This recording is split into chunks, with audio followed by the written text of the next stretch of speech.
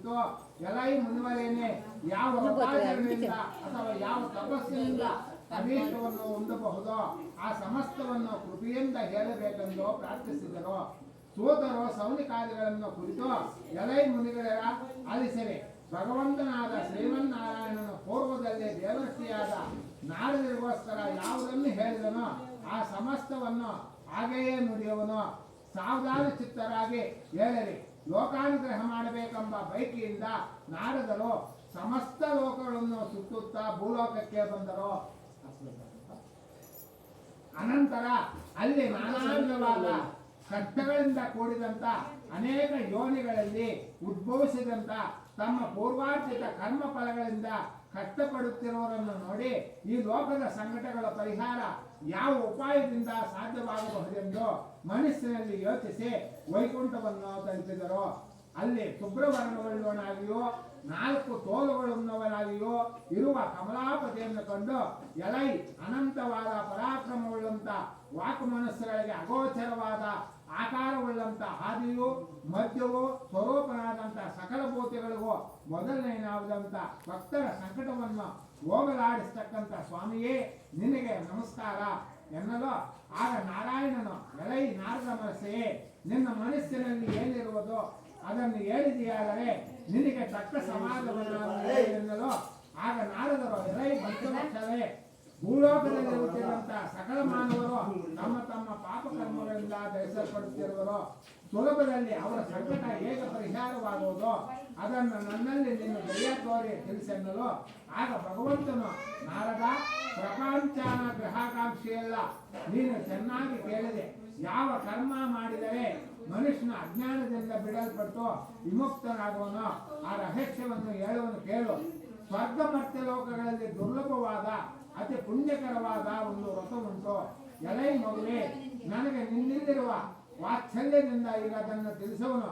ವಿದ್ಯುಕ್ತವಾದ ಸ್ವಲ್ಪವೂ ಲೋಪವಿಲ್ಲದಂತೆ ಸತ್ಯನಾರಾಯಣ ವ್ರತವನ್ನು ಮಾಡಿದಲ್ಲಿ ಇಹಲೋಕದಲ್ಲಿ ಸಮಸ್ತ ಸುಖವನ್ನು ಅನುಭವಿಸಿ ಪರಲೋಕದಲ್ಲಿ ಮುಕ್ತಿಯನ್ನು ಹೊಂದುವರು ಎಂಬುದಾಗಿ ನುಡಿದ ಭಗವದ್ವಾಕ್ಯವನ್ನು ಆಲಿಸಿ ನಾರದ ಮಹರ್ಷಿಯು ಎಲೈ ಜಗದೊಡೆಯನೇ ಈ ಸತ್ಯನಾರಾಯಣ ವ್ರತವನ್ನು ಮಾಡಲು ಫಲವೇನು ಮತ್ತು ಇದರ ವಿಧಾನವೇನು, ಯಾರಿಂದ ಪೂರ್ವದಲ್ಲಿ ಈ ವ್ರತವು ಆಚರಿಸಲ್ಪಟ್ಟು ಈ ವ್ರತಾಚರಣೆಗೆ ಕಾಲ ಯಾವುದು, ಇವೆಲ್ಲವನ್ನು ವಿಸ್ತಾರವಾಗಿ ಹೇಳಬೇಕೆಂದು ಕೇಳಿದ ನಾರದರಿಗೆ ಭಗವಂತನು ಹೇಳುವುದು.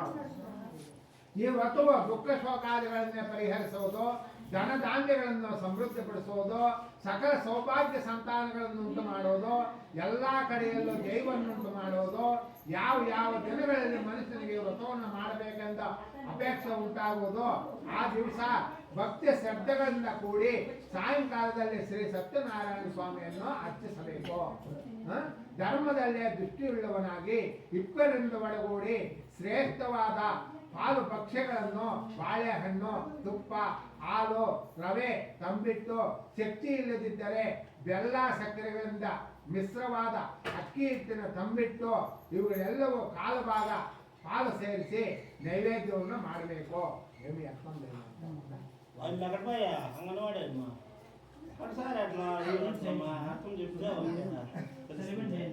అదే అది కాదు ఏమి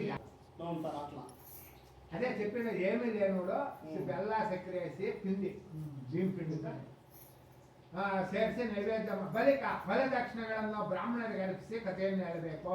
ಅನಂತರ ಬಂಧುಗಳಿಗೋ ಇಷ್ಟು ಮಿತ್ರರಿಗೋ ಭೋಜನವನ್ನು ಮಾಡಿಸಿ ಗೊತ್ತಿಂದ ಸುತ್ತಾಗಿ ತಾನು ಭೋಜನವನ್ನು ಮಾಡಬೇಕು. ಅದೊಂದು ದೈನಿಕ. ಈ ರೀತಿಯಲ್ಲಿ ವ್ರತವನ್ನು ದೇವಾಲಯ, ನದಿ ತೀರ ಮೊದಲಾದ ಪ್ರದೇಶಗಳಲ್ಲಿ ಮಾಡಿದ ಬಳಿಕ ನೃತ್ಯ ಗೀತಾದಿಗಳಿಂದ ಸ್ವಾಮಿಯನ್ನು ಧ್ಯಾನಿಸಬೇಕು. ಏನೇ ಧ್ಯಾನಿಸಿ ಬೇಯಿಸ್ಕೊಳ್ತಾನೆ రంభావూరు నాటకం ಮಾಡ್ತಾ ಇದ್ರೆ ಆ ಪ್ರಕಾರ ಪಾಠ ಮಾಡ್ಕೊಂಡೆ ಬಾಗ ಧ್ಯಾನ ಬೇಯಿಸ್ಕೊಳ್ತು. ಈ ರೀತಿಯಲ್ಲಿ ವ್ರತವನ್ನು ದೇವಾಲಯ, ನದಿ ತೀರ ಮೊದಲಾದ ಪ್ರದೇಶಗಳಲ್ಲಿ ಮಾಡಿದ ಬಳಿಕ ಸ್ವಗೃಹವನ್ನು ಕುರಿತು ಬರಬೇಕು. ಈ ಪ್ರಕಾರ 4 ವರ್ಷಗಳ ವ್ರತವನ್ನು ಆಚರಿಸಬೇಕು. 4 ವರ್ಷ ಆದಿಯಲ್ಲಾಗಲಿ, ಮಧ್ಯದಲ್ಲಾಗಲಿ, ಕೊನೆಯಲ್ಲಾಗಲಿ ಉದ್ಯಾಪನ ಮಾಡಬೇಕು. ಉದ್ಯಾಪನ ಅಂತ ಕಸಗ ಬಿಟ್ಕೊಳ್ಳಿ. మధ్యలో కానీ లాస్ట్ లో కానీ లేదా ఫస్ట్ లోనే చేసేయాలంటే ఫస్ట్ లాగా ఇట్లా 3 రకాలు ఇచ్చినాడు. పూర్ణ ఫలం చిక్కాలంట మనకి, పూర్ణ ఫలం చేసిన దానికి ಮೇರೆಗೆ ಮಾಡಲು ಖಂಡಿತವಾಗಿ ಮನುಷ್ಯಗೆ ಅಭೀಷ್ಟ ಸಿದ್ಧಿ ಉಂಟಾಗುತ್ತದೆ. ಗ್ಯಾರಂಟಿ ಈ ಕಲಿಯುಗದಲ್ಲಿ ಇದಕ್ಕಿಂತಲೂ ಸುಖಕರವಾದ ಸುಲಭೋಪಾಯ ಇಲ್ಲ. ಶ್ರೀಮನ್ನಾರಾಯಣನಿಗೆ ಹೇಳಿದನೆಂದು ಶನಕಾದಿ ಸೋತ ಮಹರ್ಷಿ ಹೇಳಿದರೆಂಬುದಕ್ಕೆ ಮೊದಲನೇ ಅಧ್ಯಾಯವು ಮುಕ್ತಾಯವಾಯಿತು.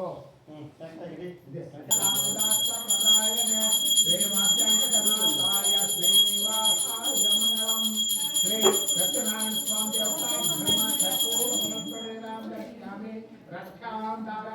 ರಕ್ಷಾಂಧಾರಯಾಮಿ ನಮಸ್ಕರೋಮಿ. ಸೂತಮರಿಗಳು ಮುಂದುವರಿಸ್ತಾ ಇದ್ದಾರೆ.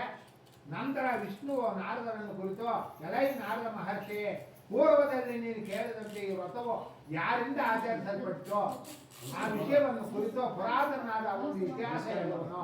ಕಾಶಿ ಕ್ಷೇತ್ರದಲ್ಲಿ ಅತ್ಯಂತ ದರಿದ್ರನಾದ ಒಬ್ಬ ಬ್ರಾಹ್ಮಣನಿದ್ದನು.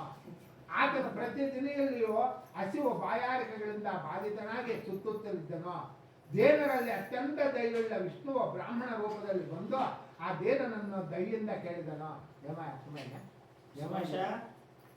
ಇವಳು ಕಾಶಿ ದರಿದ್ರ ಬ್ರಾಹ್ಮಣ ವೈನಿಗೆ ಪಾಪ ತಿನ್ನೋಕ್ಕೋಸ್ಕರ ಸುತ್ತುತ್ತಿರುವೆ ಎಂದು ಕೇಳಲು ಈ ಭೂಸರನು ಇಂತೆಲ್ಲನು, ಎಲೈ ಪ್ರಭುವೆ, ನಾನು ಅತಿ ದರಿದ್ರನು, ಭಿಕ್ಷಾರ್ಥಕವಾಗಿ ತಿರುಗುತ್ತಿರುವನು.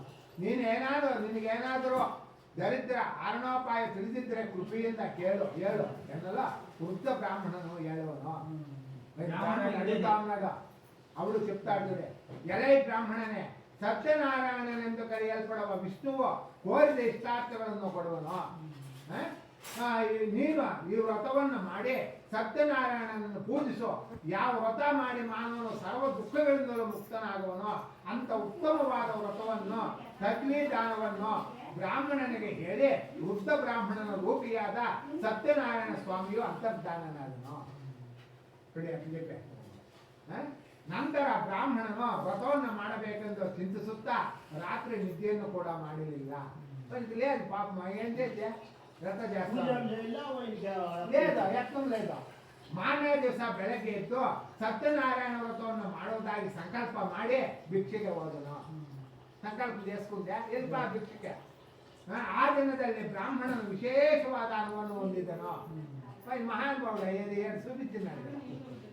ಆ ಹಣದಿಂದ ಬಂಧುಗಳೊಂದಿಗೆ ಶ್ರೀ ಸತ್ಯನಾರಾಯಣ ವ್ರತವನ್ನು ಆಚರಿಸಿದನು.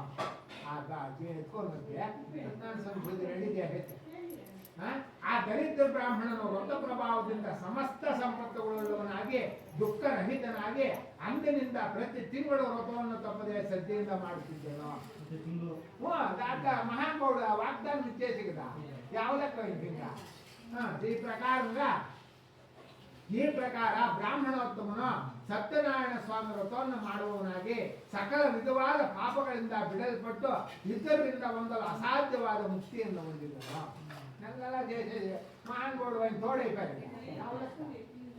ಅಸಾಧ್ಯವಾದ ಎಲೈ ನಾರದ ಮಹರ್ಷಿ, ಈ ವ್ರತದ ಆಚರಣೆಯಿಂದ ಸಕಲ ದುಃಖಗಳು ನಾಶವಾಗುತ್ತದೆ ಎಂಬುದಾಗಿ ಶ್ರೀಮನ್ನಾರಾಯಣನು ಹೇಳಿದನು. ಈ ಸತ್ಯನಾರಾಯಣ ವ್ರತ చేస్తే ದುಃಖಾಲన్నీ అన్ని పోయి మంచి ಎಲೈ ಋಷಿಯರ ಈ ರೀತಿಯಾಗಿ ಶ್ರೀವಿಷ್ಣುವ ಮಹಾತ್ಮನಾದ ನಾರದರಿಗೋಸ್ಕರ ಹೇಳಿದ ವಿಷಯ, ನಾರದರಿಗೋಸ್ಕರ చెప్పిದ ನಿಮಗೆ ನನ್ನಿಂದ ಹೇಳಲ್ಪಟ್ಟು ಮತ್ತೇನನ್ನು ಹೇಳಲಿ ಎಂಬುದಾಗಿ ಸೌರ ಕಾರ್ಯಗಳನ್ನು ಕುರಿತು ಸೂತ ಮಹರ್ಷಿಯ ನುಡಿಯಲಾಗಿ ಋಷಿಗಳು ನುಡಿಯುವರು. ಎಲೈ ಮಹರ್ಷಿಯೇ, ಈ ವ್ರತವನ್ನು ಆ ಬ್ರಾಹ್ಮಣನಿಂದ ಕೇಳಿ ಭೂಮಿಯಲ್ಲಿ ಮತ್ಯಾರಿಂದ ಆಚರಿಸಲ್ಪಟ್ಟು ಆ ಸಮಸ್ತವನ್ನು ತಿಳಿಸಬೇಕನ್ನಲು ಸೂತರು ಹೇಳುವರು. ಆ ಬ್ರಾಹ್ಮಣನಿಗೆ ಎಂಬುದು ಇರ್ತೀರಿ, ಇದು ಭೂಮಿ ಪೈಕಿ ಕೃತ್ಯ ಅದು చెప్పಲ್ಲ ಅನ್ನೋಡು ಸೋತರು ಹೇಳುವರು. ಎಲೈ ಮುನಿವರಿಯರೇ, ಭೂಮಿಯಲ್ಲಿ ಈ ವ್ರತವು ಯಾರಿಂದ ಪೂರ್ವದಲ್ಲಿ ಆಚರಿಸಲ್ಪಟ್ಟು ಸಂಗತಿ ಹೇಳಿರಿ. ಒಂದು ಸಮಯದಲ್ಲಿ ಪೂರ್ವೋತ್ತಮವಾದ ಬ್ರಾಹ್ಮಣನು ವಿಶೇಷವಾಗಿ ಪೂಜೋಪಕರಣಗಳಿಂದ ನೆಂಟರಿಷ್ಟರಿಂದಲೂ ಕೂಡಿದವನಾಗಿ ವ್ರತವನ್ನು ಆಚರಿಸುತ್ತಿದ್ದನು. ಆ ವೇಳೆಯಲ್ಲಿಯೂ ಕಟ್ಟಿಗೆ ಮಾರುವವನೊಬ್ಬನು ಮನೆಯ ಹೊರಗಡೆಯ ಹೊರೆಯನ್ನು ಇಳಿಸಿ ಬ್ರಾಹ್ಮಣ ಮನೆಯನ್ನು ಪ್ರವೇಶಿಸಿದನು.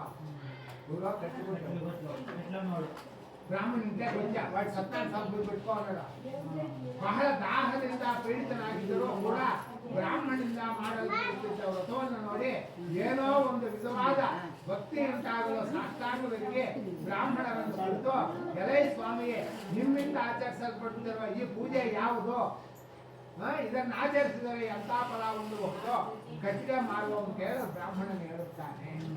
వాడు దప్పు అవుతా ఉందంట.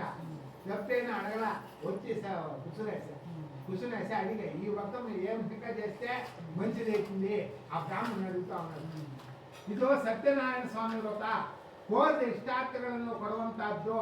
ನನಗೆ ಈ ವ್ರತಾನುಗ್ರಹದಿಂದಲೇ ಧನ ಧಾನ್ಯಾದಿಯಾಗಿ ಸಂಪತ್ತುಗಳು ಉಂಟಾಯಿತು ಎಂದು ಹೇಳಲು ಕಟ್ಟಿಗೆ ಮಾರುವವನು ಅತ್ಯಂತ ಸಂತೋಷದಿಂದ ಆ ಸ್ವಾಮಿಯ ಪ್ರಸಾದ ಭಕ್ಷಿಸಿ ಜಲಪಾನ ಮಾಡಿ ಆ ದಿವಸ ಕಟ್ಟಿಗೆ ಮಾರಿದ ಹಣದಲ್ಲಿ ಶ್ರೀ ಸತ್ಯನಾರಾಯಣ ವ್ರತವನ್ನು ಮಾಡಬೇಕೆಂದು ಆ ಸ್ವಾಮಿಯನ್ನು ಧ್ಯಾನಿಸುತ್ತಾ ತಲೆಯ ಮೇಲೆ ಹೊರೆಯನ್ನಿಟ್ಟುಕೊಂಡು ಆ ಪಟ್ಟಣದಲ್ಲಿ ಪುಣ್ಯವಂತರಾದ ಧನಿಕರು ಎಲ್ಲಿರುವರೋ ಅಲ್ಲಿಗೆ ಹೋದನು.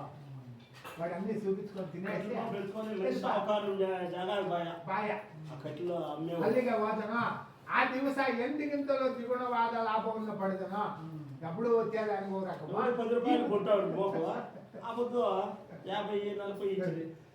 ಆ ಹಣದಿಂದ ಚೆನ್ನಾಗಿ ಪಕ್ವವಾದ ಬಾಳೆಹಣ್ಣು, ಸಕ್ಕರೆ, ಬೆಲ್ಲ, ಹಾಲು, ಮೊಸರು, ಗೋಧಿ ಹಿಟ್ಟು ಇವೆಲ್ಲವನ್ನು ಕಾಲು ಪಾಲು ಹೆಚ್ಚಾಗಿರುವಂತೆ ತೆಗೆದುಕೊಂಡು ತನ್ನ ಮನೆಯಲ್ಲಿ ಸೇರಿ ಬಂಧುಗಳೆಲ್ಲರನ್ನು ಕರೆಸಿ ಸುಟ್ಟಾದಲ್ಲಿ ಬಿಟ್ಟ. ಶಾಸ್ತ್ರೋಕ್ತವಾಗಿ ವ್ರತವನ್ನು ಮಾಡಲು ವ್ರತದ ಪ್ರಭಾವದಿಂದ ಸಕಲ ಸಂಪತ್ತುಗಳನ್ನು ಪಡೆದು ಅಂತ್ಯದಲ್ಲಿ ಶ್ರೀ సత్యనారాయణ స్వామి లోకವನ್ನು పడెదను. ఇప్పుడు ఎంత చేసినవైతే ఇవన్నీ తెప్పించేసి ఆ సత్యనారాయణ స్వామి లోకమే చేరేసి ఈ దీనికి 2వ అధ్యాయము ముక్తాయమాయ. దేవుడికి అన్ను కాయ ఇత్యాది నెరవేర్చే సమాస కర్పూర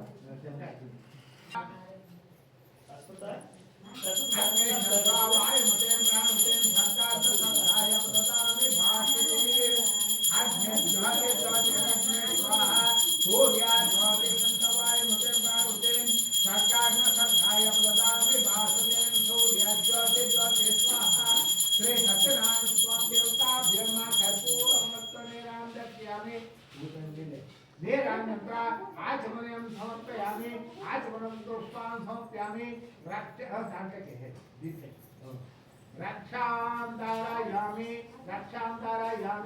నమస్కరోమి. సత్యనారాయణ స్వామి ಪಾದಾರವಿಂದಗಳು ಪುನಃ ಸತ್ಯನಾರಾಯಣ ವ್ರತ ಮಹಾತ್ಮೆಯನ್ನು ಹೇಳುತ್ತೇನೆ, ಕೇಳುವಂತವರಾಗಿ.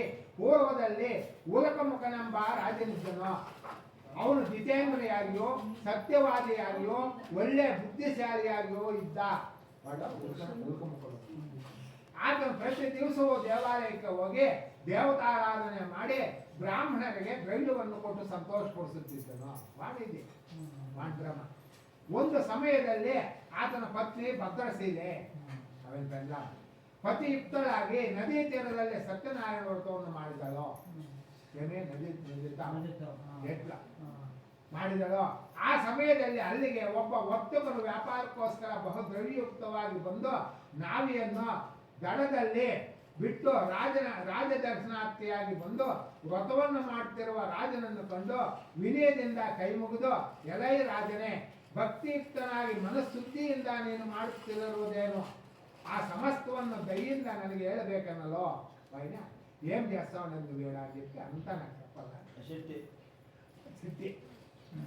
ಆ ಸಮಸ್ತವನ್ನು ದಯಿಂದ ನನಗೆ ಹೇಳಬೇಕನ್ನಲು ರಾಜನು, ಎಲೈ ವ್ಯಾಪಾರಿ, ಬಂಧುಗಳಿಂದೆಡಗೂಡಿ ಪುತ್ರಾಸಕ್ತನಾದ ನಾನು ಸಕಲ ಇಷ್ಟಾರ್ಥಗಳನ್ನು ಕೊಡುವ ಸತ್ಯನಾರಾಯಣ ಸ್ವಾಮಿ ಪೂಜೆಯನ್ನು ಮಾಡುತ್ತಿದ್ದೇನೆ. ಎಲೈ ರಾಜನೇ, ನನಗೆ ಸಂತಾನವಿಲ್ಲದ ಕಾರಣ ಈ ವ್ರತ ಪ್ರಭಾವದಿಂದ ನಿಶ್ಚಯವಾಗಿ ಸಂತಾನ ಉಂಟುವಾಗುವುದೆಂದು ನಂಬಿದ್ದೇನೆಯಾಗಿ ಈ ವ್ರತ ವಿಧಾನವನ್ನು ತಿಳಿಸಬೇಕೆಂದು ಕೋರಿ ರಾಜನಿಂದ ಆ ವಿಧಾನವನ್ನು ತಿಳಿದುಕೊಂಡು ವ್ಯಾಪಾರದಿಂದ ಹಿಂತಿರುಗಿ ಬಹು ಸಂತೋಷದಿಂದ ಮನೆಯನ್ನು ಸೇರಿ ಸಂತಾನ ಪ್ರಾಪ್ತಿಯಾದರೆ ಹಾಗೆ ಈ ವ್ರತವನ್ನು ತಪ್ಪದೇ ಮಾಡುವುದೆಂದು ಅರಿಸಿಕೊಂಡನು. వాడు మొక్కుంది బిడ్డ అయితే నేను సత్యనారాయణ స్వామి వ్రతం చేస్తాను అంటే మొక్కుంది. ಈಗಿರಲು ಒಂದು ದಿನ ಋತುಸ್ನಾತಳಾಗಿ ಲೀಲಾವತಿಯ ಪತಿಯೊಡನೆ ಸಂತೋಷಗೊಂಡಿರಲು ಶ್ರೀ ಸತ್ಯನಾರಾಯಣ ಸ್ವಾಮಿ ಪ್ರಭಾವದಿಂದ ಆ ದಿನದಿಂದಲೇ ಗರ್ಭವನ್ನು ಧರಿಸಿ 10ನೇ ತಿಂಗಳಲ್ಲಿ ಪುತ್ರಿಕಾರತ್ವವನ್ನು ಪಡೆದಳು. ಶುರುವಾಯ್ತಾನೆ ಗರ್ಭ ರೆಡಿ ಆಯ್ತು. ಪುತ್ರಿಕಾ ಬಿಟ್ಟೆ ಆಡ್ಬಿಟ್ಟೆ. ಶುಕ್ಲ ಪಕ್ಷದ ಚಂದ್ರನೋಪಾದಿಯಲ್ಲಿ ಆ ಕನ್ಯಾಮಣಿ ದಿನ ದಿನಕ್ಕೂ ವೃತ್ತಿಯನ್ನು ಪಡೆಯುತ್ತಾ ಕಲಾವತಿ ಎಂದು ನಾಮಕರಣ ಮಾಡಲ್ಪಟ್ಟರು. ಆ ಲೀಲಾವತಿ ತನ್ನ ಪತಿಯನ್ನು ಕುರಿತು ಎಲೈ ಸ್ವಾಮಿಗೆ ಪೂರ್ವದಲ್ಲೇ ಸಂಕಲ್ಪಿಸಿದ ವ್ರತವನ್ನು ಇನ್ನು ಏತಕ್ಕಾಗಿ ಮಾಡಲಿಲ್ಲ ಎನ್ನಲಾಗಿ ವರ್ತಕನ ಮಗಳ ವಿವಾಹ ಕಾಲದಲ್ಲಿ ಮಾಡುವನೆಂದು ಸತಿಯನ್ನು ಸಮಾಧಾನಪಡಿಸಿ ವ್ಯಾಪಾರಕ್ಕಾಗಿ ಹೊರಟು ಹೋದನು. ಯಾರು செய்யல మళ్ళా బిడ్డ పుట్టినకి ఎట్లా అయ్యిందా యారు చేయించండి అంటే పోయిన మళ్ళా చేద్దాంలే అని చెప్పింది వెళ్ళిపా ఎవరు ఈ వర్తకుడు పెళ్లి చేసే మగ కూతురు పెళ్లి చూసుకున్నాంలే వెళ్ళిపా ವ್ಯಾಪಾರಕ್ಕೆ వెళ్ళిపా. ಕಲಾವತಿಯು ವಿವಾಹ ವಯಸ್ಕರಾಗಲು ಮಗಳನ್ನು ನೋಡಿ ತನ್ನ ಆಪ್ತರೊಡನೆ ಆಲೋಚಿಸಿ ಅವರ ಧರ್ಮ ಪದ್ಧತಿಯನ್ನು ಚಾರರನ್ನು ಕರೆದು ಜಾಗೃತಿಯಾಗಿ ಮಗಳ ವಿವಾಹಕ್ಕಾಗಿ ಅನುರೂಪವಾದ ವರ್ಣನ್ನು ಹುಡುಕಿಕೊಂಡು ಬರುವಂತೆ ಕಳಿಸಿದನು. ಈ ರೀತಿ ಆಜ್ಞಾಪಿಸಲ್ಪಟ್ಟ ಚಾರು ಹೊರಟು ಕಾಂಚನನೆಂಬ ಪಟ್ಟಣದ ಒಬ್ಬ ಕುಮಾರನನ್ನು ಕರೆತಂದರು. ಕಾಂಚನ ಪಟ್ಟಣಂలో ఒక పిల్లోని చేసుకుంటా ಗುಣಾಢ್ಯನಾಗಿಯೂ ಸುಂದರನಾಗಿಯೂ ಬಾಲನಾಗಿಯೂ ಇರುವ ಆ ವರ್ತಕನ ಕುಮಾರನಾದ ವರ್ಣನ್ನು ನೋಡಿ ಆನಂದ ಚಿತ್ತನಾಗಿ ವರ್ಣಿಗೆ ತಮ್ಮ ಮಗಳನ್ನು ದಾರೆ ಎರೆದುಕೊಟ್ಟರು. ಪೆಣ್ಣಿಗೆ ಧನ ಮದದಿಂದ ಕೂಡಿದ ವರ್ತಕನು ವಿವಾಹ ಕಾಲದಲ್ಲಿ ವ್ರತವನ್ನು ಆಚರಿಸಲಿಲ್ಲ. ಮಾಡಿ ಮದನ ಮನೆ ಜಾಸ್ತಿ ಐಪ ಜಾಸ್ತಿ ಆಗೋದು ನಿಂತಿಗೆ ಜಾಸ್ತಿ ಇಲ್ಲ. ಇದರಿಂದ ಸ್ವಾಮಿಗೆ ಅವನಲ್ಲಿ ಕ್ರೋಧ ಉಂಟಾಯಿತು. ಆ ಬಳಿಕ ವ್ಯಾಪಾರದಲ್ಲಿ ಬುದ್ಧಿಶಾಲಿಯಾದ ವರ್ತಕನು ಕಾಲವಶದಿಂದಲೋ ಸ್ವಕರ್ಮ ವಶದಿಂದಲೋ ಪ್ರೇರೇಪಿಸಲ್ಪಟ್ಟು ಅಳಿಯನೆಂದೆಡುಗೂಡಿ ವ್ಯಾಪಾರಕ್ಕಾಗಿ ಜಾಗೃತಿಯಿಂದ ಹೊರಟು ಸಮುದ್ರ ದಡದಲ್ಲಿ ಮನೋಹರವಾದ ರಕ್ತಸಾರವೆಂಬ ಪಟ್ಟಣದ ಬಳಿ ಶ್ರೀಮಂತನಾದ ಹಳಿಯನೊಡನೆ ವ್ಯಾಪಾರ ಮಾಡುತ್ತಿದ್ದನು. ಒಂದು ದಿನ ರಮಣೀಯವಾದ ಪಟ್ಟಣ ಒಡೆಯನಾದ ಚಂದ್ರಕೇತವನೆಂಬ ರಾಜೇಂದ್ರ ಗೃಹವನ್ನು ಕುರಿತು ಇವರಿರುವರು ಹೋಗುತ್ತಿರಲು ಆ ಕಾಲದಲ್ಲಿ ಮಾಡಿದ ಪ್ರತಿಜ್ಞೆಯನ್ನು ಮರೆತು ಆ ವರ್ತಕನನ್ನು ನೋಡಿ ಸತ್ಯನಾರಾಯಣ ಸ್ವಾಮಿ ಎಲೈ ನಿನಗೆ ಸಹಿಸಲು ಅಶಕ್ಯವಾದ ಬಹು ದುಃಖ ಉಂಟಾಗಲಿ ಎಂದು ಶಾಪವಿತ್ತನು. ಇವರು ಸತ್ಯನಾರಾಯಣ ಸ್ವಾಮಿ ಅನುಗ್ರಹ ಪೇಟೆ. ಅದೇ ಸಮಯದಲ್ಲಿ ಕಳ್ಳರು ರಾಜ್ಯ ದ್ರವ್ಯವನ್ನು ಅಪಹರಿಸಿ ಆ ವರ್ತಕರಿರುವ ಪ್ರದೇಶಗಳಿಗೆ ಬರುತ್ತಿದ್ದರು. ಅಷ್ಟರಲ್ಲಿಯೇ ರಾಜಭಟ್ರು ಕಳ್ಳರನ್ನು ಹುಡುಕುತ್ತಾ ಬರುತ್ತಿರುವುದನ್ನು ಚೋರನು ಕಂಡು ಅಲ್ಲಿಯೇ ದ್ರವ್ಯವನ್ನು ಬಿಟ್ಟು ಕಣ್ಣಿಗೆ ಕಾಣದ ಕಡೆ ಓಡಿ ಹೋದರು. ಆಗ ರಾಜಭಟರು ಈ ವರ್ತಕರ ಬಳಿಗೆ ಬಂದು ಅಲ್ಲಿ ರಾಜಧನವಿರುವುದನ್ನು ಕಂಡು ಇವರೇ ಚೋರರಿಂದ ಅವರು ಈರ್ವರನ್ನು ಹಗ್ಗಗಳಿಂದ ಕಟ್ಟಿ ಇಂಥವಲ್ಲ ಅದು ಮುಗಿಡ ಕಳ್ಳರು ಸಿಕ್ಕಿದರೆಂಬ ಸಂತೋಷದಿಂದ ಇಳಿಯುತ್ತಾ ರಾಜನ ಸಮೀಪಕ್ಕೆ ಕರೆತಂದು ಪ್ರಭುವೇ ದ್ರವ್ಯ ಸಮೇತರಾದ ಇಬ್ಬರು ಕಳ್ಳರನ್ನು ಬಂಧಿಸಿರುತ್ತೇವೆ, ವಿಚಾರಿಸಿ ಶಿಕ್ಷೆಯನ್ನು ಅಪ್ಪಣೆ ಕೊಡಿಸಬೇಕೆಂಬುದಾಗಿ ಹೇಳಲು ಬಳಿಕ ವರ್ತಕರು ಇರುವರು ವಿಚಾರಣೆ ಇಲ್ಲದೇನು ರಾಜಾಜ್ಞೆಯಿಂದ ಹಗ್ಗಗಳಿಂದ ಕಟ್ಟಲ್ಪಟ್ಟ ಕಾರಾಗೃಹದಲ್ಲಿ ಇರಿಸಲ್ಪಟ್ಟರು. ಸತ್ಯನಾರಾಯಣ ಸ್ವಾಮಿ ಮಹಿಮೆಯಿಂದ ಇವರಾಡುವ ಮಾತುಗಳು ಯಾರಿಗೂ ಕೇಳಿಸುತ್ತಿರಲಿಲ್ಲ. ಇದನ್ನೇ ಬಡಿಸ್ಬಿಟ್ಟಾರ. ಇದರಲ್ಲಿದ್ದ ಸಂಪತ್ತು ಗ್ರಹಿಸಲ್ಪಟ್ಟು ಇದಲ್ಲದೆ ಸ್ವಾಮಿಯ ಶಾಪದಿಂದ ಅವರ ಮನೆಗಳಲ್ಲಿ ಹೆಂಗಸರಿಗೆ ಬಹು ವ್ಯಸನ ಉಂಟಾಯಿತು. ಮನೆಯಲ್ಲಿದ್ದ ದ್ರವ್ಯವೆಲ್ಲವೂ ಕಳ್ಳರಿಂದ ಅಪಹರಿಸಲ್ಪಟ್ಟು ಅಂತ ಅವನಿಗೆ ಅದೇ ಆದಿವ್ಯಾಧಿಗಳಿಂದ ಹಸಿವು ಬಾಯಾರಿಕೆಗಳಿಂದಲೂ ಅನ್ನಾಕಾಂಕ್ಷೆಯಲ್ಲಾಗಿ ವರ್ತಕರ ಬಾರಿಯರು ಆಹಾರಕ್ಕಾಗಿ ಮನೆಗಳನ್ನು ಸುತ್ತುತ್ತಿದ್ದಾರೆ. ಬಂದ ಮೇಲೆ ತಿರುಗಾಡ್ತಾ ಉಂಟಾರು.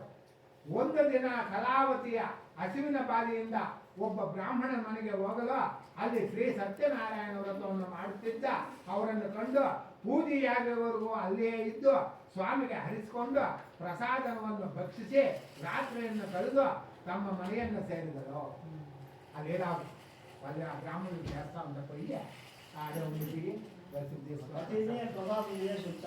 వచ్చే మరుసనాడు పోతా ఉంటాను నుంచి ಬಾಯ ಕಂಡು ಅತಿ ಪ್ರೀತಿಯಿಂದ ಮಗಳೇ ರಾತ್ರಿ ಎಲ್ಲಿದ್ದೆ, ನಿನ್ನ ಮನಸ್ಸು ಎಲ್ಲಿರುವುದನ್ನು ಹೇಳನ್ನಲು ಕಲಾವತಿ ಅಮ್ಮ ಒಬ್ಬ ಬ್ರಾಹ್ಮಣನು ತನ್ನ ಮನೆಯಲ್ಲಿ ಇಷ್ಟಾರ್ಥವನ್ನುಂಟು ಮಾಡುವ ಸತ್ಯನಾರಾಯಣ ವ್ರತವನ್ನು ಮಾಡುತ್ತಿದ್ದನು, ಅದನ್ನು ನೋಡುತ್ತಿದ್ದನು ಎಂದು ಹೇಳಿದ ಮಗಳ ಮಾತನ್ನು ಕೇಳಿ ಆ ವ್ರತವನ್ನು ಮಾಡಲು ತಾನು ಯತ್ನಿಸಿ ಬಹು ಸಂತೋಷದೊಡನೆ ಬಂಧುಗಳಿಂದ ಕೂಡಿ ಸತ್ಯನಾರಾಯಣ ವ್ರತವನ್ನು ಮಾಡಿ ಎಲೈ ಸ್ವಾಮಿಯೇ ನನ್ನ ಪತಿ ಅಪರಾಧವನ್ನು ಕ್ಷಮಿಸು, ಅವರು ಅಳಿಯನ ಜಾಗ್ರತೆ ಕ್ಷೇಮವಾಗಿ ಹಿಂದರಿಗೆ ಬರುವಂತೆ ಅನುಗ್ರಹಿಸಬೇಕೆಂದು ಬೇಡಿಕೊಳ್ಳಲು ಸಂತುಷ್ಟನಾದ ಸತ್ಯನಾರಾಯಣ ಸ್ವಾಮಿಯ ಚಂದ್ರಕೇತು ಎಂಬ ರಾಜನಿಗೆ ಸ್ವಪ್ನದಲ್ಲಿ ಕಾಣಿಸಿಕೊಂಡು, ಎಲೈ ರಾಜನೇ, ನಾಳೆ ಪ್ರಾತಃ ಕಾಲದಲ್ಲಿ ನೀನು ಬಂಧನದಲ್ಲಿದ್ದಿರುವ ವರ್ತಕರು ನಿನ್ನಿಂದ ಗ್ರಹಿಸಲ್ಪಟ್ಟಿರುವ ಅವರ ದ್ರವ್ಯವೊಡನೆ ಬಿಡಲ್ಪಡಲಿ, ಇಲ್ಲದಿದ್ದರೆ ರಾಜ್ಯ ಧನ ಪುತ್ರ ಸಮೇತನಾದ ನಿನ್ನನ್ನು ನಾಶ ಮಾಡುತ್ತೇನೆಂದು ಹೇಳಿ ಅಂತರ್ಧಾನವನ್ನು ಹೊಂದಿದನು. ಸತ್ಯನಾರಾಯಣ ಸ್ವಾಮಿ ಆಡ ಪ್ರತ್ಯಕ್ಷ ವೈಪಾಯ ಅದು ಕಟ್ಟೆ ಹಿಂಗತ್ತವ వాళ్ళతో విడిపించేనే సరిపో లేకపోతే నీది దహనం అయిపోతుంది.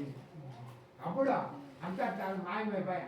ఆ మారನೇ ದಿನ ರಾಜನು ಸಿಂಹಾಸನರೂಢನಾಗಿ ಸಭಾಜನರಿಗೆ ತನ್ನ ಸ್ವಪ್ನ ವೃತ್ತಾಂತವನ್ನು ತಿಳಿಸಿ ಬಂಧನದಲ್ಲಿರುವ ವರ್ತಕರನ್ನು ಬಿಡುಗಡೆ ಮಾಡಿ ವರ್ತಕರನ್ನು ಕುರಿತು ವಿಶ್ವಾಸದೊಡನೆ ಇಂತೆಂದನು.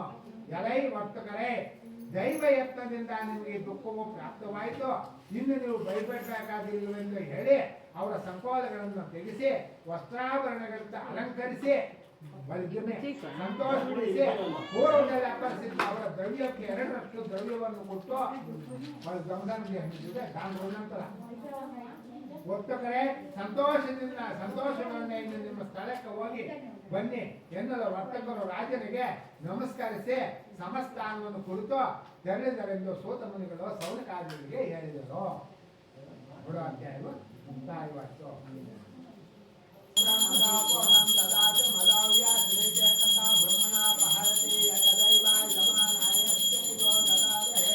ಶ್ರೀ ಮಹಾಲಕ್ಷ್ಮಿ ಸತ್ಯನಾರಾಯಣ ಸ್ವಾಮಿ ವಿಘ್ನೇಶ್ವರ ಸ್ವಾಮಿ कर्पूरमस्मराम्यामे निरान्यं संक्रामे आत्मनां पुष्पाणि समर्पयामि रक्षां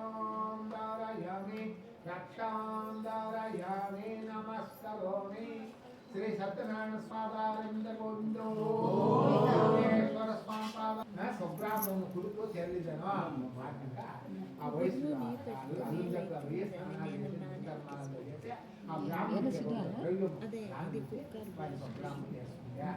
ಸ್ವಲ್ಪ ದೂರ ಹೋಗುವಷ್ಟರಲ್ಲಿಯೇ ಸತ್ಯನಾರಾಯಣ ಸ್ವಾಮಿಯ ಸನ್ಯಾಸಿ ವೇಷಧಾರಿಯಾಗಿ ಬಂದು, ಎಲೈ ವರ್ತಕನೇ, ನಿನ್ನ ಅಡಿಗಿನಲ್ಲಿ ಇರುವುದೇನೆಂದು ಕೇಳಿದನು. ಮಲವತ್ಯ ಅವತಾರ ಸನ್ಯಾಸಿ ವೇಷಗಳ ಸ್ವಾಮಿಗಳು ಇವರು ಸತ್ಯನಾರಾಯಣ ಸ್ವಾಮಿ. ನೀ దీంట్లో ఉండేట్లా ఏమది సమా ఇది అంటే అడుగుతాను. ಧನಮಂದಾದಾರಾದ ವರ್ತಕರು ಇಯಾಳ ಸೋದರರು ಹಾಸ್ಯದಿಂದಲೂ ಎಲೈ ಸನ್ಯಾಸಿಯೇ, ನೀನು ಏತಕ್ಕೆ ಕೇಳುವೆ? ಹಣವಿರುವುದೆಂಬ ಭ್ರಾಂತಿಯಿಂದ ಅಪಾರಿಸಲು ಕೇಳುವಿಯಾ? ಬಿಡುವಳು ಎಟ್ಲಾಡುತ್ತಾನೆ ಹೊತ್ತು ಕೂಡ మేమే మతా ధనము దాన్ని ముందు దొంగతనం చేసి వస్తున్నా, సన్యాసి వేసుకుని వచ్చిండవా, మతం దొంగతనం చేసే వచ్చిండవా అని అడుగుతా ఉన్నాడు.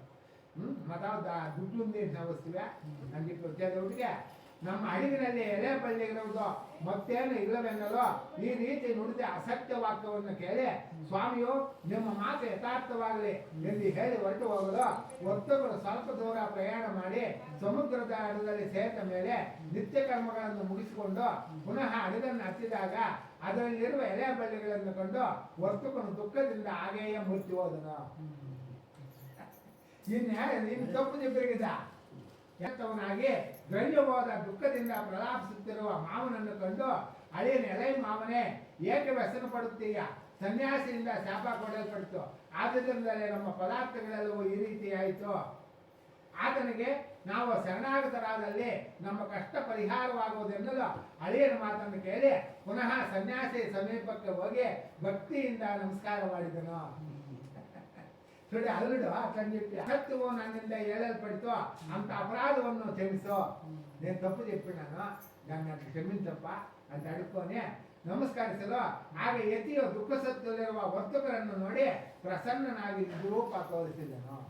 ಪ್ರಸನ್ನನಾಗಿ ಸತ್ಯನಾರಾಯಣ ಸ್ವಾಮಿ ಪ್ರತ್ಯಕ್ಷಂగా ದುರ್ಬುದ್ಧಿಯೇ, ಈ ನಿನ್ನ ಮಾತನ್ನು ಕೇಳು, ದುಃಖಿಸಬೇಡ. ನನ್ನನ್ನು ಪೂಜಿಸಿದ ಮತ್ತೇನಾಗಿದ್ದೀಯಾಗಿ ನನ್ನ ಆಜ್ಞೆಯಿಂದ ಬಾರಿಗೆ ದುಃಖಗಳನ್ನು ಹೊಂದುತ್ತಲಿರುವೆ.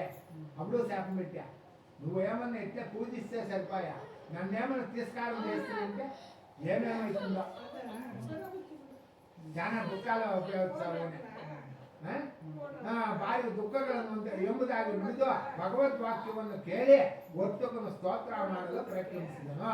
ಎಲೈ ಸ್ವಾಮಿಯೇ, ಬ್ರಹ್ಮಾದಿ ಸಮಸ್ತ ದೇವತೆಗಳು ಕೂಡ ನಿನ್ನ ಆಶ್ಚರ್ಯಕರ ಗುಣಗಳನ್ನು ತಿಳಿಯದೆ ಮಾಯಿಯಿಂದ ಮೋಹಿತರಾಗಿರುವರಲ್ಲಿ ಮೂಢರಾದ ನಾವು ನಿನ್ನ ಸ್ವರೂಪವೆಂದು ತಿಳಿಯಲು ಸಾಧ್ಯಯುಕ್ತವಾಗಿ ನಿನ್ನ ಪೂಜೆಯನ್ನು ಖಂಡಿತ ಮಾಡುವು. ನಮ್ಮಲ್ಲಿ ಕರುಣಿಸು.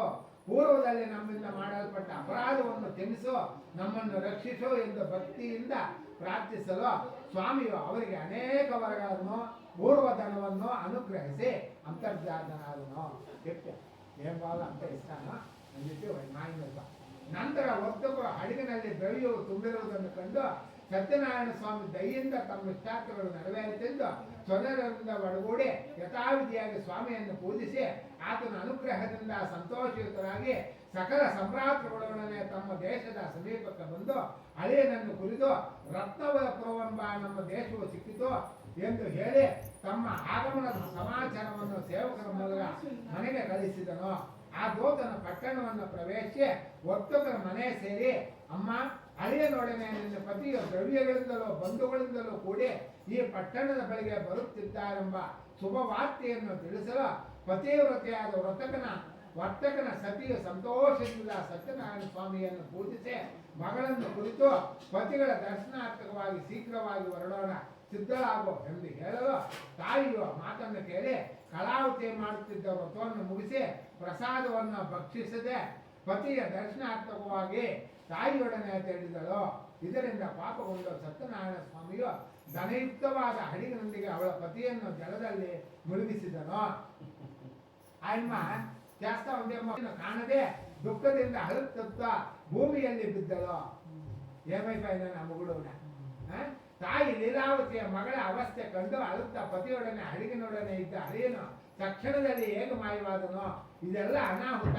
ಸತ್ಯನಾರಾಯಣ ಸ್ವಾಮಿ ಮಹಾತ್ಮೆ, ಆತನ ಮಹತ್ವ ತಿಳಿಯಲು ಯಾರಿಗೋ ತಾನೇ ಸಿಕ್ಕು ಎಂಬುದಾಗಿ ಹೇಳಿ ತನ್ನ ಮಗಳನ್ನು ಅಪ್ಪಿಕೊಂಡು ದುಃಖಿಸಿದಳು.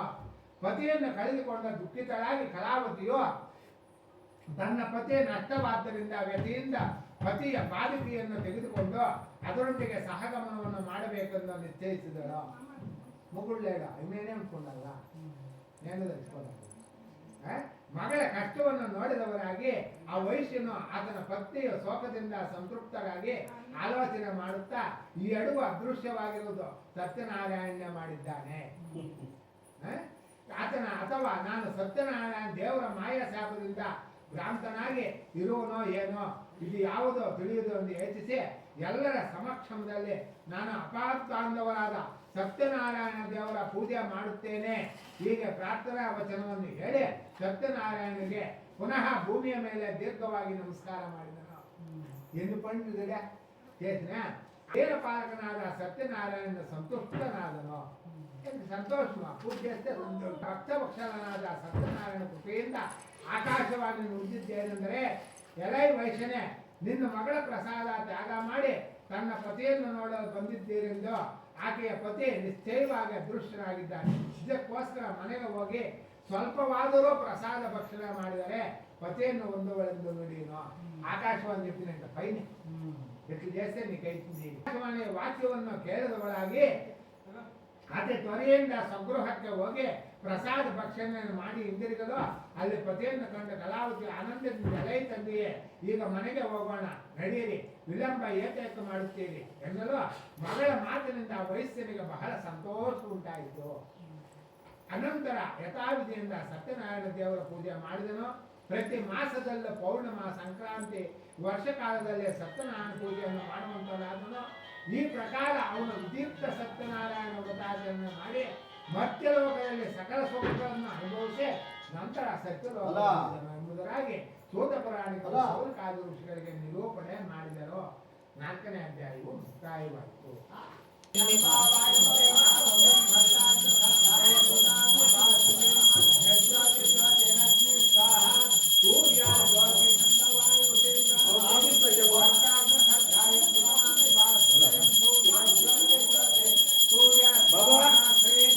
ಸತ್ಯನಾರಾಯಣ ಸ್ವಾಮಿ ದೇವತಾ ಧರ್ಮ ಕರ್ಪೂರ आचमनयं संध्यामि पुष्पान् संध्यामि रक्षां धारयामि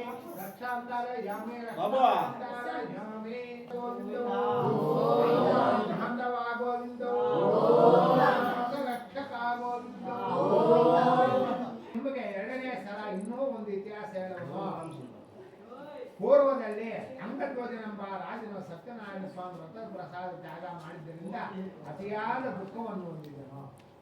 రెండోదప్ప చెప్తా ఉంటే పూర్వంలో ಅಂಗಧ್ವಜ ಬೇಟೆಯಾಡುತ್ತಾ ಮೃಗಗಳನ್ನು ಸಂಹಾರ ಮಾಡಿ ತನ್ನ ನಗರ ಸಮೀಪವಾದ ಒಂದು ವಟವೃಕ್ಷದ ಸಮೀಪದಲ್ಲಿ ಬಂದು ನಿಲ್ಲವನಾದನು. ಮೃಗಾಲ ವ್ಯಾಪಾರ ಇಲ್ಲಿ చేసుకొని ಆ ನಗರ ಸಮೀಪಾనికి వచ్చి ఒక మానికని నిలుచుకున్నాడు. ಅಲ್ಲಿ ಗೋಪಾಲಕರು ತಮ್ಮ ಬಂಧುಗಳಿಂದ ಕೂಡಿ ಸಂತುಷ್ಟದವರಾಗಿ ಭಕ್ತಿಯುಕ್ತ ಅಂತಃಕರಣವುಳ್ಳವರಾಗಿ ಸತ್ಯನಾರಾಯಣ ಪೂಜೆಯನ್ನು ಮಾಡುತ್ತಿದ್ದರು. ಬಳ್ಳಾರ ಪೂಜೆ ಸ್ಥಾನರು ಇದನ್ನು ನೋಡಿದ್ರೆ ಹೋಗುವುದಿಲ್ಲ ಮತ್ತು ಆ ಸತ್ಯನಾರಾಯಣ ನಮಸ್ಕಾರವನ್ನು ಮಾಡಲಿಲ್ಲ. ಬಳ್ಳಾರ చేస్తా ఉన్నారు కదా, చూసుకొని వెళ్ళిపోయింది. సత్యనారాయణ పూజకి నమస్కారము చేయాల అట్కి బోల ಅದ ಆದರೂ ಸಮಸ್ತ ಗೋಪಾಲಕರೆಲ್ಲರೂ ಸತ್ಯನಾರಾಯಣ ಪೂಜೆಯ ಪ್ರಸಾದವನ್ನು ರಾಜನಿಗೆ ನೀಡಲು ರಾಜನ ಪ್ರಸಾದ ಪರಿತ್ಯಾಗವನ್ನು ಮಾಡಿದ ಕಾರಣ ಅತಿ ದುಃಖವನ್ನು ಹೊಂದಿದನು. వాళ్ళ ಆಕೆ ಪೈಯ ಇತ್ಯಾಗ ಬಗ್ಗೆ ಪ್ರಸಾದ అందుకే ಆ ರಾಜನ 3 ಮಂದಿ ಮಕ್ಕಳು ಧನ ಧಾನ್ಯ ಮೊದಲಾದ ಐಶ್ವರ್ಯವನ್ನು ನಾಶವಾಯಿತು ಅಂತ ನಾಶಬೇಕಾಗಿ 3 ಮಂದಿ ಬಿಟ್ಟು ಧನ ಧಾನ್ಯಮೋ ಅಂತ ಭಾಗ್ಯ. ಆಗ ರಾಜನಿಗೆ ಸಕಲವೂ ಸತ್ಯನಾರಾಯಣ ದೇವರ ಪ್ರಸಾದ ತಿರಸ್ಕಾರದಿಂದ ನಷ್ಟ ಆಗಿರಬಹುದೆಂದು ಯಾವ ಸ್ಥಳದಲ್ಲಿ ಸತ್ಯದೇವರ ಪೂಜೆ ಆಯಿತೋ ಆ ಸ್ಥಳಕ್ಕೆ ಪುನಃ ಹೋಗಿ ಗೋಪಾಲಕರ ಸಹಿತನಾಗ ಭಕ್ತಿ ಮತ್ತು ಸತ್ಯನಾಯುಕ್ತನಾಗಿ ಯಥಾವಿಧಿಯಿಂದ ಸತ್ಯನಾರಾಯಣ ದೇವರ ಪೂಜೆಯನ್ನು ಮಾಡಿದನು. ಐನು ಗೋಪಾಲಕರು ಅಷ್ಟೇ ಬರೀ ಆಡಗೆ ಇಲ್ಲ. ಪೂಜೆ ಅನಂತರ ಆ ರಾಜನ ಸತ್ಯನಾರಾಯಣ ದೇವರ ಪ್ರಸಾದ ದೆಸೆಯಿಂದ ಧನಧಾನ್ಯ ಪುತ್ರಾದಿ ಐಶ್ವರ್ಯವನ್ನು ಪುನಃ ಹೊಂದಿದವನಾಗಿ ಇಹಲೋಕದಲ್ಲಿ ಸುಖವನ್ನು ಅನುಭವಿಸಿ ಅಂತ್ಯಕಾಲದಲ್ಲಿ ಸಾಕ್ಷಾತ್ ವೈಕುಂಠ ಲೋಕವನ್ನು ಬಲಾಬಿ ದೇಹಿನಾಕ್ಕೆ ವೈಕುಂಠ ಈ ಪ್ರಕಾರವಾಗಿ ಪರಮ ದುರ್ಲಭ್ಯವಾದ ಈ ವ್ರತವನ್ನು ಯಾರು ಮಾಡುತ್ತಾರೋ ಅವರಿಗೆ ಸತ್ಯನಾರಾಯಣ ದೇವರ ಪ್ರಸಾದದಿಂದ ಧನಧಾನ್ಯ ಮುಂತಾದ್ದು ಪ್ರಾಪ್ತವಾಗುತ್ತದೆ. 3 ಭಕ್ತಿಗ ಮಹಾನುಭಾವರು ಹೇಳ್ತಿದ್ದಾರೆ. వాళ్ళకి మంచి ಅಷ್ಟೈಶ್ವರ್ಯ ಆಯುರಾರೋಗ್ಯ ಮತ್ತು ಯಾವನು ದರಿದ್ರನಾಗಿರುತ್ತಾನೋ ಅವನಿಗೆ ಧನ ಪ್ರಾಪ್ತಿ ಆಗುತ್ತದೆ. ಅವನು ಎಲ್ಲಾ ಕಷ್ಟಗಳಿಂದ ಮುಕ್ತನಾಗುತ್ತಾನೆ. ಯಾವ ಮನುಷ್ಯನ ಬೀಜ ಹೊಂದಿರುತ್ತಾನೋ ಅವನು ಭಯದಿಂದ ಮುಕ್ತನಾಗುತ್ತಾನೆ. ಅವರುಗಳು ಇಹಲೋಕದಲ್ಲಿ ಸಂಪೂರ್ಣ ಸುಖವನ್ನು ಅನುಭವಿಸಿ ಅಂತ್ಯಕಾಲದಲ್ಲಿ ವೈಕುಂಠವನ್ನು ಹೊಂದುತ್ತಾರೆ. ಅವಳು ಲಾಸ್ಟ್ ಇದು ಸತ್ಯವಾದ ಮಾತು. ಮತ್ತೆ ಸೋತ ಮತ ಮಹಾಮುನಿಗಳು ಹೇಳುತ್ತಾರೆ, ಎಲೈ ಸೌನಕಾರಿಗಳೇ, ಈ ಪ್ರಕಾರ ಸತ್ಯನಾರಾಯಣ ದೇವರ ವ್ರತವನ್ನು ನಾನು ನಿಮಗೆ ಕಥನ ಮಾಡಿಸಿರುತ್ತೇನೆ. ಈ ವ್ರತವನ್ನು ಮಾಡಿದ್ದಾದರೆ ಮನುಷ್ಯರ ಸಂಪೂರ್ಣ ದುಃಖ ದಶೆಯಿಂದ ಸತ್ಯವಾಗಿ ಮುಕ್ತರಾಗುತ್ತಾರೆ. ವಿಶೇಷ ಮನುಷ್ಯರಿಗೆ ಈ ಕಲಿಯುಗಕ್ಕೆ ಪೂಜೆಯಾಗಿರಬೇಕು. ಕಲಿಯುಗದಲ್ಲಿ ಸತ್ಯನಾರಾಯಣ ಪೂಜೆಯು ವಿಶೇಷವಾಗಿ ಕೋರಿದ ಫಲವನ್ನು ಕೊಡ್ತಕ್ಕಂಥದ್ದು ಸತ್ಯನಾರಾಯಣ. ಕೆಲವರು ಕಾಲವೆಂದು ಹೇಳುತ್ತಾರೆ, ಇನ್ನು ಕೆಲವರು ಸತ್ಯದೇವರೆನ್ನುತ್ತಾರೆ.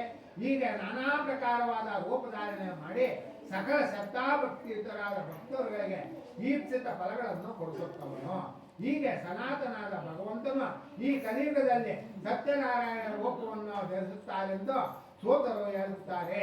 ಮುನಿಗಳೇ, ಯಾರು ಈ ಸತ್ಯನಾರಾಯಣ ಸ್ವಾಮಿ ವ್ರತವನ್ನು ದಿನವೂ ಶ್ರವಣ ಮಾಡುತ್ತಾರೋ ಅಥವಾ ಪಠನ ಮಾಡುತ್ತಾರೋ ಅವರ ಸಮಸ್ತವಾದ ದುಃಖವು ಸತ್ಯದೇವರ ಪ್ರಸಾದದಿಂದ ನಾಶ ಉಂಟಾಗುತ್ತದೆ.